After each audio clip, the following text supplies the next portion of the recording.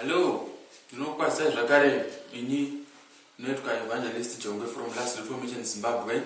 Tiri kuendera mberi nezvidzidzo zvedu nokuti mazuva ano vanhu havachazive, vanongoenda kuchechi asi havazivi zvazvinoreva. Asi zuva ranhasi taitirwa nyasha raMwari. Mwari vari kuda kuti tidzidze pamusoro peshoko rinonzi ruponeso. Ruponeso. Tinoda kuti tionesane kuti kana kuchinzi takawana ruponeso muna Jesu, chii chakanatsoitika chaizvo. Ndizvo zvatinoda kuti tionesane zuva ranhasi. Chii chakanatsokuitika kwatiri.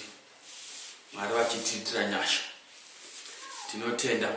Saka musoro wenyaya yedu tinomuti the definitions of salvation, or the doctrine of salvation. Chii chinonzi ruponeso. Chii chinonzi ruponeso. Kana ndichaza pamuchinjikwa, chii chakaitika pamuchinjikwa. Chii chatakawana kubva pakufana kumuka kwaJesu Kristu. Ndizvo zvatinoda kudzidza nhasi, tichiitirwa nyasha. Asi chokutanga ndechekuti chakaitika zvatakambotaura pamusoro pokuti muponesi kana savior, he came to save us from our sins. Akauya kutiponesa kubva kuzvivi zvedu. Asi kutiponesa kubva kuzvivi zvedu kwakatisunungura kubva kune zvinhu zvakawanda. Nokuti munhu paakanga ari muzvivi asati awana Jesu, akanga ari muvengi naMwari, muvengi waMwari. Munhu ari muzvivi anenge ari pasi pokutsamwa kwaMwari. Izvo takaverenga kubva pana Roma 1 verse 18. Tunoona kuti munhu wese ari muzvivi ari pasi pokutsamwa kwaMwari, under the wrath of God. Tunoona kuti munhu ari muzvivi akafa kana pamberi paMwari anowanikwa ane mhosva pamberi paMwari, ari guilty. Tikaenda zvakare tikaona zvakare kuti tinoziva zvakare kuti munhu ari muzvivi muranda wezvivi, anoitiswa zvese zvaanoitiswa naSatani, haakwanisi kuzvikontrora.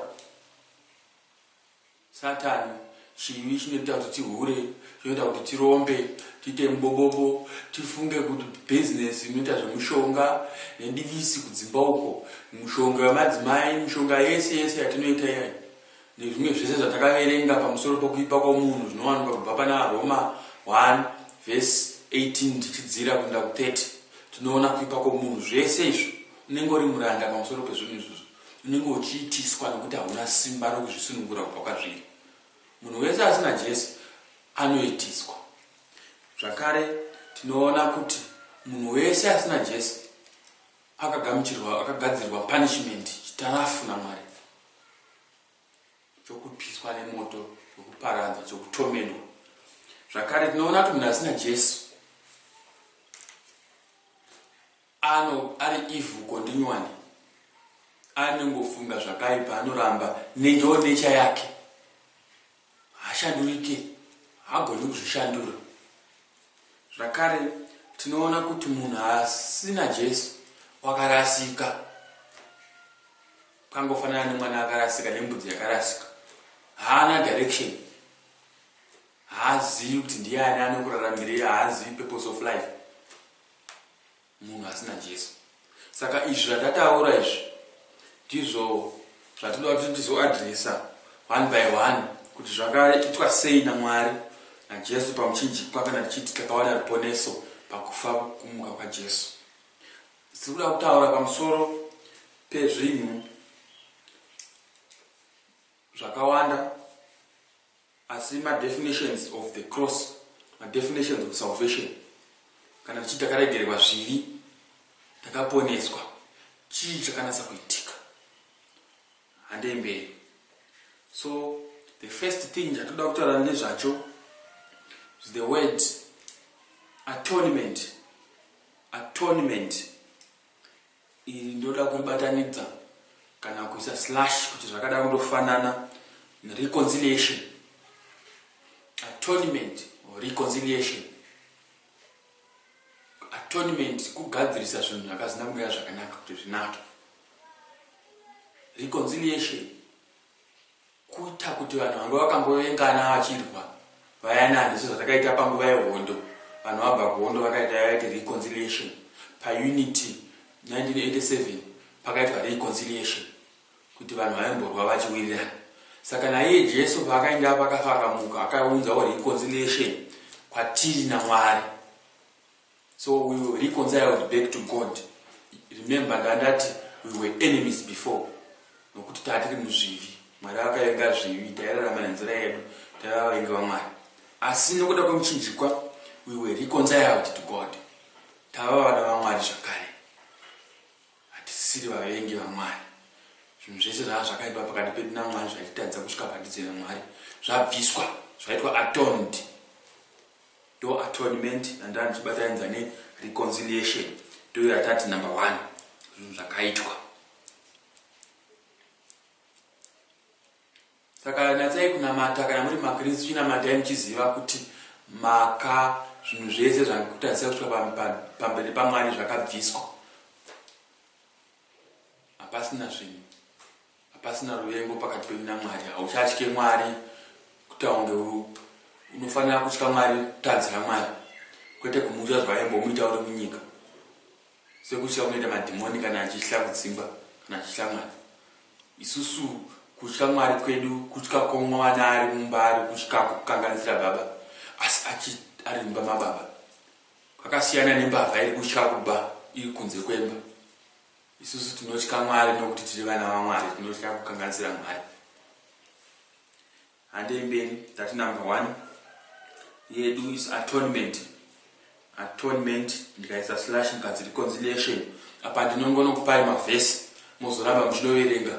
Asi mavhesi amuchaverenga anongotara pamusoro pekuti takadzoswa kuna Mwari, tava vana vaMwari, tareconciled, tabatanidzwa pamwe chete naMwari. Zvanga zvakaipa pakati pedu naMwari zvagadziriswa.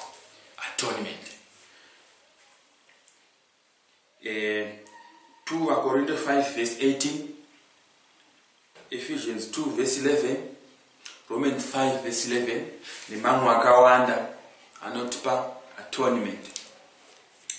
Number 2, chimwe chinotiratidza chatakaitirwa naMwari after atonement, shoko ratofanira kutaura nezvaro zvakaitwa chaiko chaiko naMwari. Propitiation.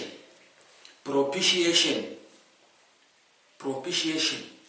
Ndamboti inini kana munhu asiri kuna Kristu, kana munhu asina Jesu, ari pasi pokutsamwa kwaMwari sezvatakaverenga kubva muna Roma 1 verse 18 yonzi kutsamwa kwaMwari kuri kudururwa pamusoro pevanhu vese vasina Mwari.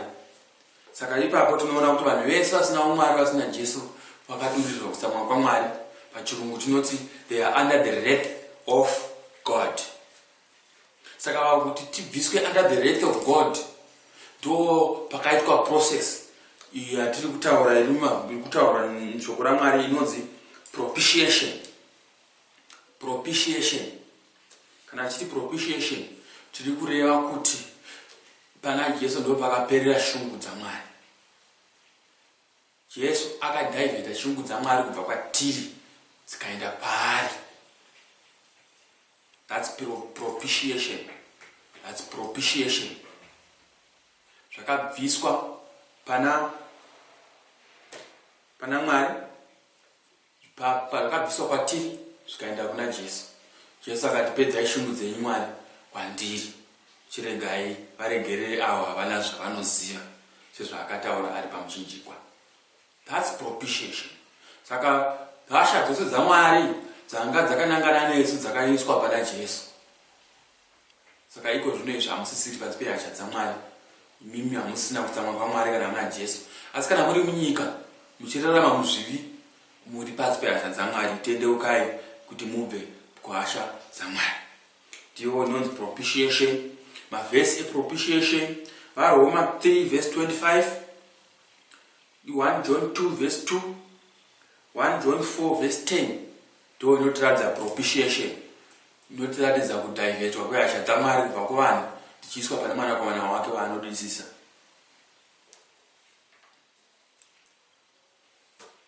and zvakare papropitiation tinogona kubatanidzira neyatinoti substitution. Atinoti substitution. Ngaende substitution. Pandaifanira kuenda kugehena inini, pandaifanira kuita punishment nokuda kwezvinhu zvangu inini zvimwe zvakawanda, Jesu akapanishwa nokuda kwangu. Saka takachinjana nzvimbo, ndo substitution zvokubhora zviya. Saka Jesu akandisafira zvandaifanira kusafa inini. Ini ndikagarika zvaingofanira kugara akaita nokuti ndiMwari haana kutadza. Ini ndiri kurarama upenyu hweutsvene kwete nokuti ndiri mutsvene, asi nokuda kuti Jesu ndiye mutsvene. Asi iye akararama upenyu akapondwa ngemutadzi nokuda kwokuti inini ndiri mutadzi. Saka pakaita kuchinjaniswa, substitution. Ndipo paanoti Jesu dai zvaibvira kapu yabva, ikapu yeyi, ikapu yezvivi zvevanhu. Iye akati regai ndimwe ndisubstitute, ndimwe inini, ndirwadziwe inini. Ndo zvinoitwa naJesu panyaya yesubstitution. Substitution ndazobatanidzira pamberi number 3. Number 3 yandabatanidzira yandatichi substitution and propitiation. Saka hande nerimwe shoko justification. Takaitirwa pamuchinji pa justification. Kana munhu ari munyika achiita mabasa ake oga achifunga kuti akangwara, achiita madegree, asina Mwari, ane mari dzake, ane vakadzi vake, kana kuti anonyeba kuenda kuchechi asi achirarama muzvivi achidini, munhu iyeye paanoenda pamberi paMwari anowanikwa ane mhosva, anenge ari guilty, opuwa mutongo. Mutongo waMwari ndewe kunopiswa magumo. Saka zvino munhu akadaro zvaakaitirwa naJesu kuti utendeuke kuende kuna Jesu, tikaitikudze zvazvinoitwa, ndo panoitwa inonzi justification.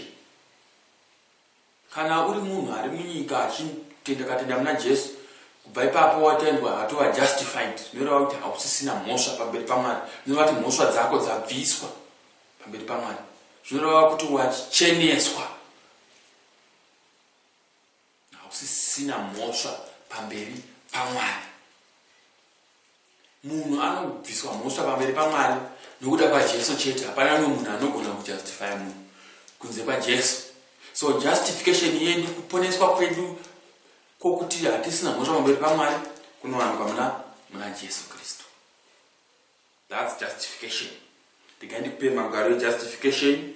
Romans 5 verse 1, Romans 8 verse 1, Galatians 3 verse 11, Titus 3 verse 11. Ndo mavhesi anotiratidza kuti we were justified. But tanga tine mhosva, tosaka panonzi the just shall live by faith. Tinotori just nokuda kuti tinotenda muna Jesu. Pasina Jesu Kristu we cannot be justified. We are guilty pamberi paMwari kana tisina Jesu. Tatenda ngaitenderere mberi zvakare pa number 4, redemption. Mweshoko ratofanira kutaura nezvaro redemption. Pachirungu tinongowana kuti buyback, pachishona hatingangoti kudzikinurwa. Regai titione mamiriro azvanga zvakaita kare. Tinoda kungotora menzaniso, redemption yanga iripo kune zvakawanda, asi chikuru chinoitika panguva yevana vaIsraeri vari muIjipiti pavanozota Passover, pavanozocrossa vachienda kudesert vakananga kuKenani. Kunonzi vana vokutanga vese vemhuka dzese nevanhu vakafa, asi muIsraeri matango haana kufa. Nekuda kwei matango haana kufa? Nokuda kuti vakanzi sairopa pagoni, kana ndoya ndinoda ngirozi yerufu yako yainopadarika. Asi zvavanoita izvi vanozoudzwa naMwari kunzi vana vese vokutanga ndevangu. Ndanga ndifanira kuvauraya but handina kuzovauraya, saka ndavararamisira kuti vaite vangu. Zvese zvokutanga kunyange mhuka dzainzi ndedzaMwari.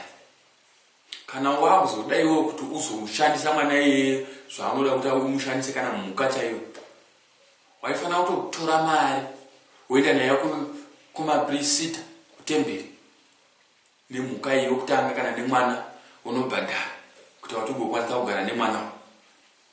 So kubhadhara uku kwakumutenga zvakare kuna Mwari, kumita redeem, kumita buyback, kuti Mwari mwana uyu nokuti makaponesa vana vedu veIsraeri hamuna kuvauraya matangwe ndenyu, saka ndokumbirawo kuti ndimbomushandisa.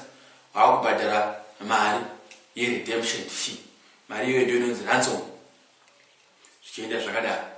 Saka ndo zvimwe chetezvo zviri kutaurwa pano, ndo zvaitaridzwa naMwari zvakare kuti pakatadza Adamu naEvha, Satani akabva atitora akatiisa pasi pake, chivi chakabva chatiita varanda vacho.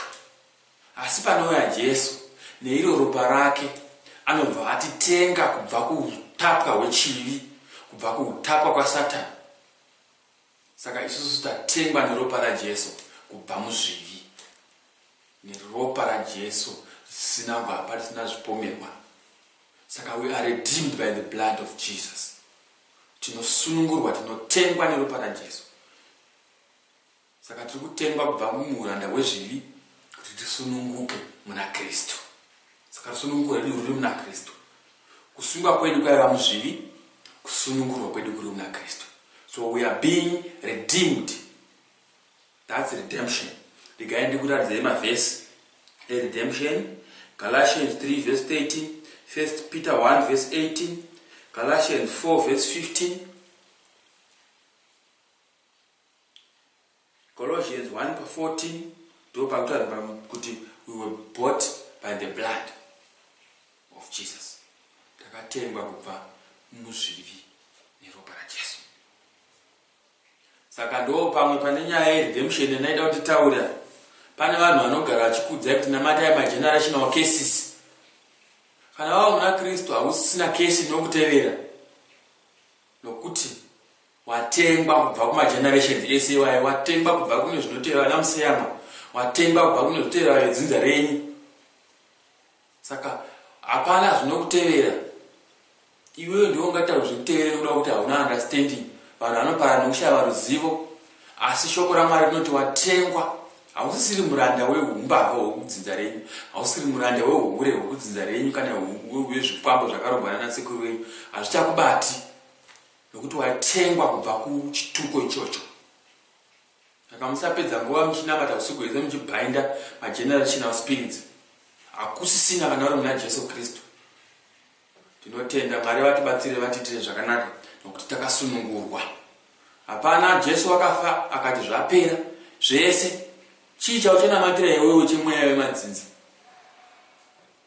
Hakusisina. Kana mweya wemadzinza wauya unokuda kungokurangaridza uchida kufunga kuti pamwe iwe nepfungwa dzako ndiwo ungatomugamuchira. Otherwise kana kuda kuneta mweya wemadzinza nokuri mweya wemadzinza ndakasunungurwa kubva kwauri muzita raJesu out, tinokusiya pachena. Tinotenda Mwari. That's redemption. Handei mberi pane imwe inonzi regeneration. Rimwe shoko rinonzi regeneration. Pachishona rikaititi kushandurwa. Pachirungu tinonguva ndopana zobuda yaiti born again. Born of spirit and born of water. Born again. Saka hapana chikristu chisina regeneration. Hapana chikristu chisina kushandurwa kwemunhu. There is no Christianity without regeneration. All other religions haana regeneration. Unongoudzwa mutemo wokutevedzera, but hauigoni futi kuitevedzera.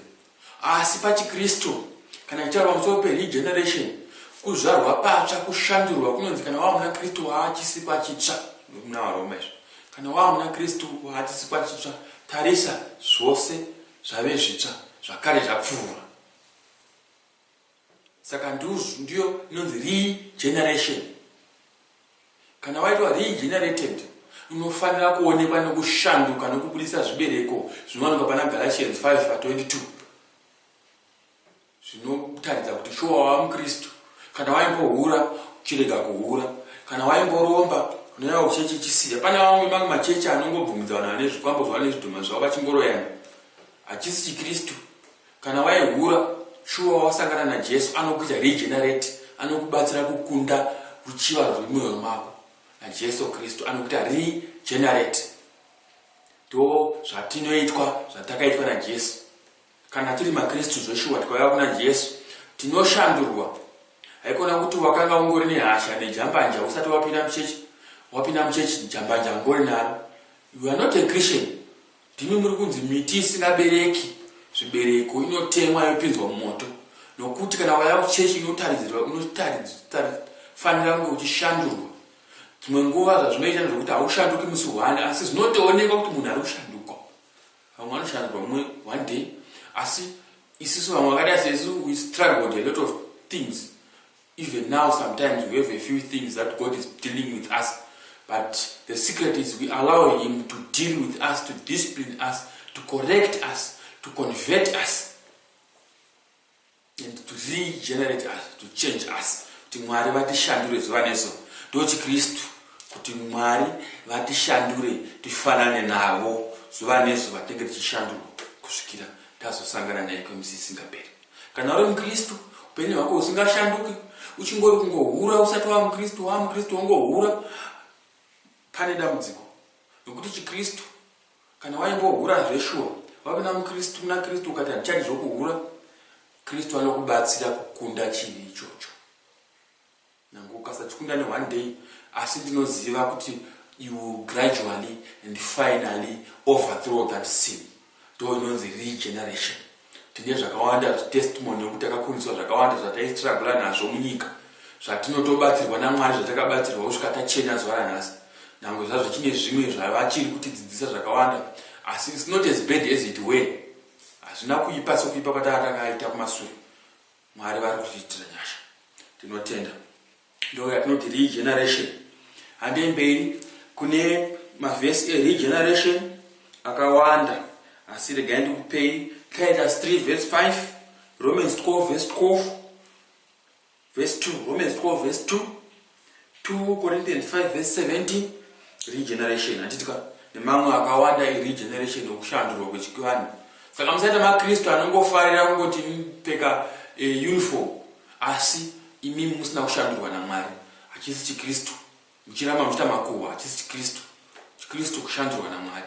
Ndinotenda. Handei mberi kune shoko rekupedzisira rezuva ranhasi rinotita kuti tibatsire kudefine, tibatsire kunzwisisa ruponeso, kuti chii chinonzi ruponeso, chii chakaitika pakafa Jesu nokumuka kwavakafa, chii chaakatiitira. Saka chokupedzisira chandinoda kutaura pamusoro pacho isanctification.